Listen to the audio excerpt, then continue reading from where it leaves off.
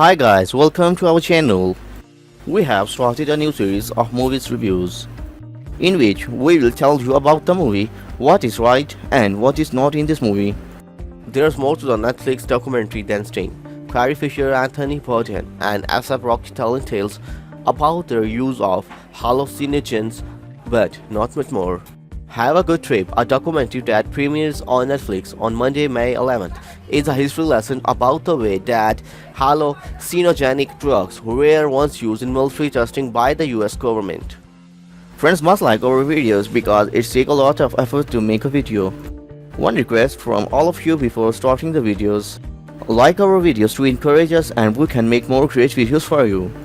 Let's move on to today's video. And it's a discussion of why hallucinogens like LSD have the potential to be used to fight a wide array of conditions including PTSD, depression and addiction. But really, if you want to see it have a good trip, it's not because of those things.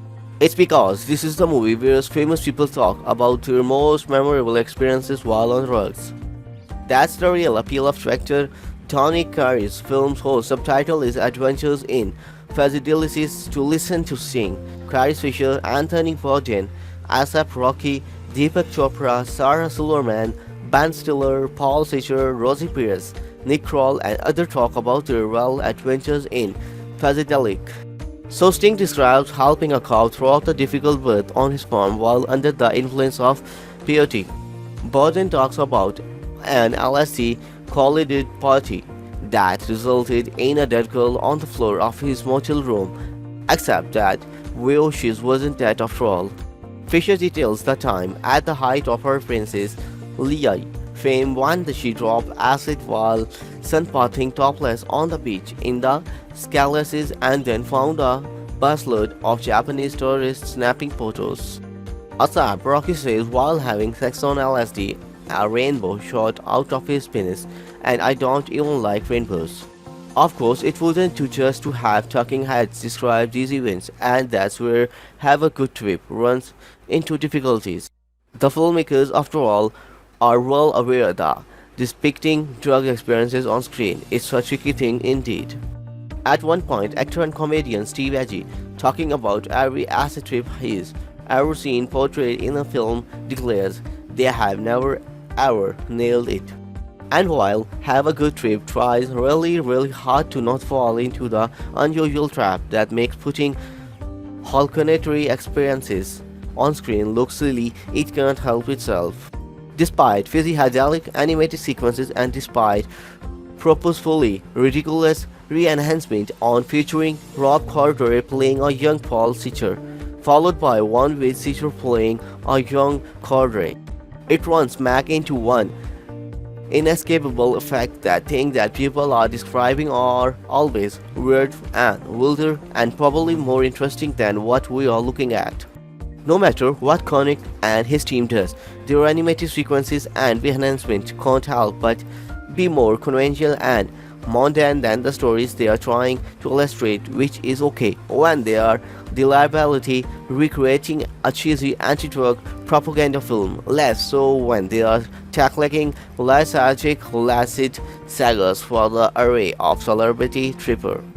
Yes, the bargain basement look is a decided admission that you really had to be there, but it's still frustrating and it gets wearing as the film goes on. But despite that big shortcoming, you can learn stuff from Have a Good Trip.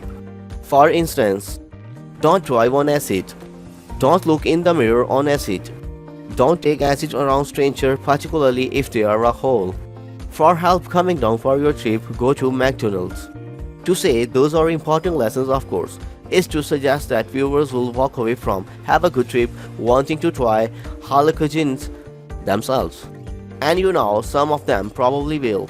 After all, who are we to doubt the enlightened likes of Sting and Deepak Chopra when they attest it to value of tripping? I don't think psychedelic are the answer to mankind's problems, Sting said at the one point. But it could be a start. And hell, even the bad trips described by Ben Stiller and Rosie Perez make for funny stories. The film pays lip service to the idea that these drugs are not for everybody, but since the whole point is to spin fun, anecdotes, and to mock anti-drugs public service announcements. That message does tend to get a little lost along the way. But then, so does everything else except the feelings of hey, fill in the name, sure has got a good drug story. Our goal is introduce you every Hollywood movie and English TV series. We express your opinion in comments below and let us know how you like our videos. Share our channel and thumbs up on our videos.